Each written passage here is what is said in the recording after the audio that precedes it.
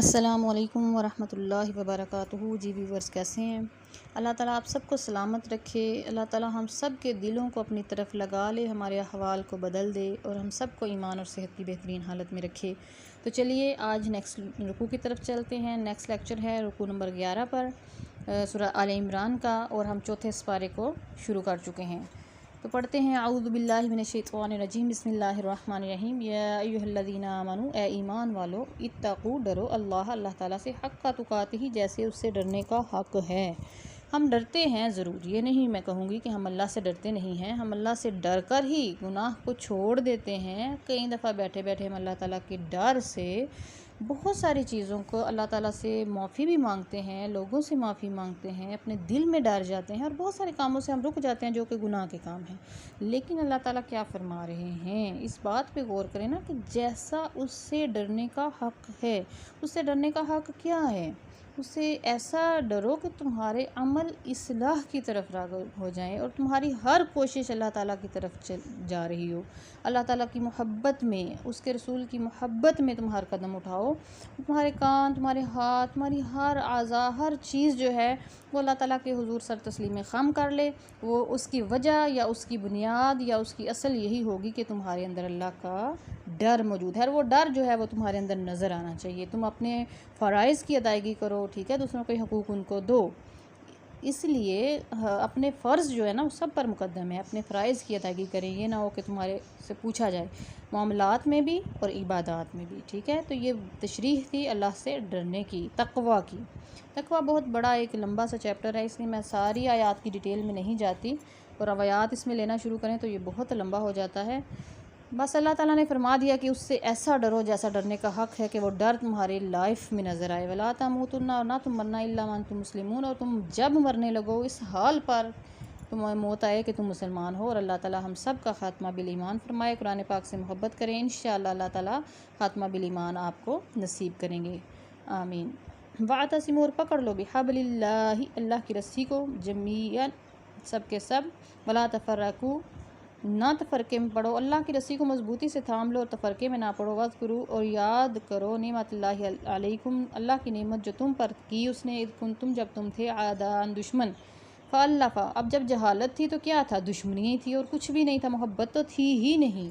فَأَلَّفَ، پس اس نے ڈال دی، الفت ڈال دی، بین قلوبکم، تمہارے دلوں کے درمیان، فَأَصْبَحْتُم، پس تم ہو گئے، بنعمتہ، اس کی نعمت سے، اخواناً، بھائی بھائی، وکنتم، اور تم تھے، علی شفا حفرۃ، علی پر، شفا حفرۃ، گڑھے کے کنارے پر، من النار، آگ کے، پس تم تھے آگ کے یا دوزخ کے گڑھے کے کنارے پر پہنچ چکے تھے، من النار، فانقذکم، پس اس نے تمہیں بچایا، منہا، اس سے، کذالک، اسی طرح، یبین اللہ، اللہ تعالیٰ بیان فرماتا ہے، لکم، تمہارے لیے، آ جاتی ہی اپنی آیتیں، لعلکم تہتدون، تاکہ تم ہدایت پر آ جاؤ، ہدایت پا جاؤ۔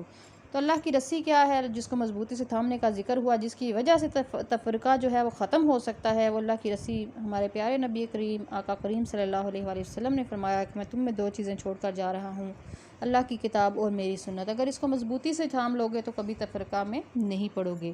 تو یہ وہ چیز ہے جس کو ہم مضبوطی سے تھام لیں، اللہ کی کتاب کو اور اللہ کے نبی کی سنت کو، تو پھر تفرقہ ختم ہو سکتا ہے، ٹھیک ہے۔ وہ تفرقہ مٹانے کے لیے آئے تھے، وہ تفرقہ ڈالنے کے لیے نہیں آئے تھے۔ آج بھی ہم جتنے یہ فرقے بنے ہوئے ہیں نا مسلمانوں کے ہی، ان میں بھی جو یکساں چیزیں ہیں نا ان پر ہمیں اکٹھے ہو کر، مشترک ہو کر اللہ کے دین کے لیے کام کرنا چاہیے۔ تو تفرقہ بازی جو ہے نا وہ ٹھیک نہیں ہے، کہیں جاتے ہیں۔ علامہ اقبال نے بھی افسوس سے کہا تھا نا کہ یہ زمانے میں پنپنے کی یہی باتیں ہیں، ٹھیک ہے، کیا زمانے میں پنپنے کی یہی باتیں ہیں، تفرقہ بازی ہے کہیں تو کہیں جاتے ہیں، تو یہ چیزیں اچھی نہیں ہیں۔ تو اس لیے کوشش کیا کریں کہ ہر دین، ہر فرقے کا پیروکار، ہر مذہب کا پیروکار، مسلک مختلف ہو سکتے ہیں، ہمارا سب کا مذہب اسلام ہے، تو اس لیے ہر مسلک کا پیروکار، ہر فرقے کا پیروکار آپس میں محبت کے ساتھ جو ہے وہ تفرقہ مٹانے کے لیے کوشش کرے، ٹھیک ہے۔ یہ قرآن پاک کا ایک فیض بھی ہوتا ہے، یہ اللہ کے نیک لوگوں کا فیض بھی ہوتا ہے۔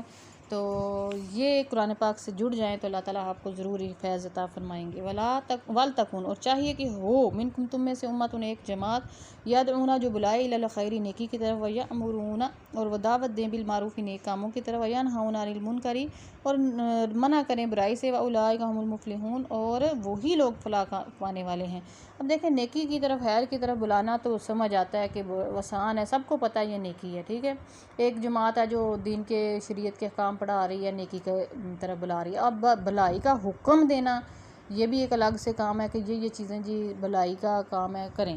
لیکن جو سب سے مشکل کام ہے نا، ہر دور میں جو مشکل رہا ہے وہ ہے ینہون عن المنکر، برائی سے روکنا۔ برائی سے روکنا بہت مشکل کام ہے۔ برائی کو ہم صرف برا جانتے ہیں دل میں، اور یہ کمزور ترین ایمان کی علامت ہے۔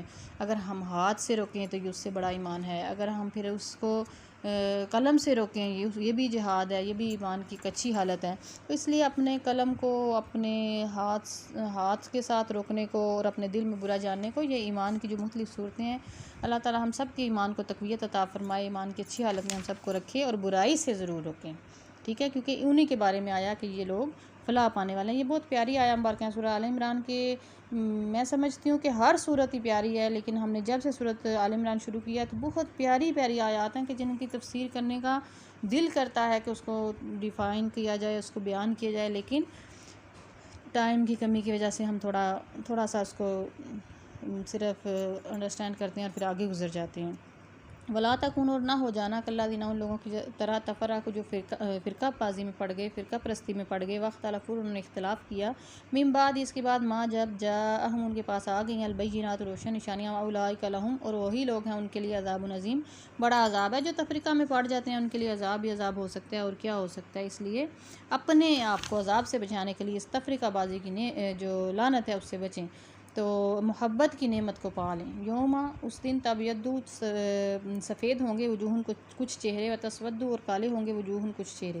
اس دن کئی چہرے سفید ہوں گے، کئی چہرے کالے ہوں گے۔ فاما الذین اسودت، پس وہ لوگ جن کے چہرے کالے ہوں گے، وجوہ، ان کے چہرے، اکفرتم، کیا تم نے انکار کیا، بعد ایمانکم، ان سے پھر یہ کہا جائے گا کہ تم وہ ہو جنہوں نے انکار کیا تھا ایمان لانے کے بعد۔ فذوقوا العذاب، پس چکھ لو عذاب، بما کنتم تکفرون، جو تم کفر کیا کرتے تھے۔ اب ایمان لے آئے ہو تو اللہ تعالیٰ اس ایمان کو تمہارے دلوں میں مضبوط بھی کرے، خوبصورت بھی کرے۔ تو یہ مضبوط کب ہوگا اور خوبصورت کب ہوگا؟ یہ اسی وقت خوبصورت ہوگا جب آپ اللہ تعالیٰ کے حبیب سے محبت کریں گے، کیونکہ یہ ایمان کی مٹھاس ہے، ٹھیک ہے۔ آقا علیہ السلام کی محبت، ان کی سنت کی پیروی، یہی دین کی اصل ہے، اور یہی ایمان کی مٹھاس ہے۔ وَأَمَّا الَّذِينَ ابْيَضَّتْ، وہ جو جن کے چہرے سفید ہوں گے، وجوہہم، ان کے چہرے، ففی، پس بے شک، میں، رحمت اللہ، اللہ کی رحمت، ففی رحمت اللہ، پس بے شک اللہ کی رحمت میں، ہوں فیہا خالدون، وہ ہمیشہ ہمیشہ اسی رحمت میں رہیں گے۔ سبحان اللہ۔ تلک آیات اللہ، اللہ کی آیتیں ہیں، نتلوہا، ہم ان کو پڑھتے ہیں، علیک، آپ پر، بالحق کی، یہ دیکھیں گے پھر کلام اسی کی طرف، سبحان اللہ، اپنے پیارے محبوب کے ساتھ باتیں اللہ تعالیٰ یہ فرما رہا ہے کہ آپ پر ہم پڑھتے ہیں۔ یہ صیغہ واحد کا استعمال ہوتا ہے، آپ اس کے گرامر کے حوالے سے قرآن پاک کی تفسیر کو اگر پڑھیں تو آپ کو پتہ چلے کہ صیغہ واحد مخاطب ہے، جو بار بار اللہ تعالیٰ قرآن مجید میں، اس کلام پاک میں ارشاد فرماتا ہے، اپنے حبیب سے مخاطب ہے کہ ہم ان آیات کو آپ پر پڑھتے ہیں، بالحق کی، حق کے ساتھ، وما اللہ، اور نہیں اللہ تعالیٰ، یرید، چاہتا، ظلم للعالمین، اللہ تعالیٰ جہان والوں پر ظلم نہیں کرنا چاہتا، ٹھیک ہے۔ یہ اللہ کی آیتیں بیان فرما کے اس کے بعد ہی اللہ تعالیٰ حساب لیں گے نا، پہلے احکام نازل فرمائے پھر حساب ہوگا۔ وَلِلَّهِ، اور اللہ کے لیے، ما فی السماوات، جو کچھ آسمانوں میں ہے، وما فی الارض، اور جو کچھ زمین میں ہے، وَإِلَى اللَّهِ، اور اللہ کی طرف، ترجع الامور، تمام کام لوٹ کر جائیں گے، تمام کام کا جو رخ ہے وہ اسی کی طرف ہوگا۔ تو اس لیے آپ زمین و آسمان کی وسعتوں پہ کبھی غور کیا کریں تو آپ کو پتہ چلے کہ اللہ کی ذات کتنی وسعت والی ہے، اس کی آپ ذات کے کسی ایک پہلو کا بھی احاطہ نہیں کر سکتے، ٹھیک ہے۔ یہ قلم، درخت سارے قلم ہو جائیں، سمندر سارا سیاہی ہو جائے، یہ قرآن پاک کے الفاظ ہیں کہ اس کی تعریف، اس کی حمد ختم نہیں ہوتی، سبحان اللہ۔ اسی اللہ تعالیٰ کی حمد و ثنا پہ ہم اس رکوع کا اختتام کرتے ہیں۔ رکوع نمبر 11 مکمل ہوا، انشاءاللہ نیکسٹ رکوع میں ملیں گے رکوع نمبر 12 کے ساتھ۔ اپنا خیال رکھیے اور اپنے اس چینل کا بھی۔ والسلام علیکم ورحمۃ اللہ وبرکاتہ۔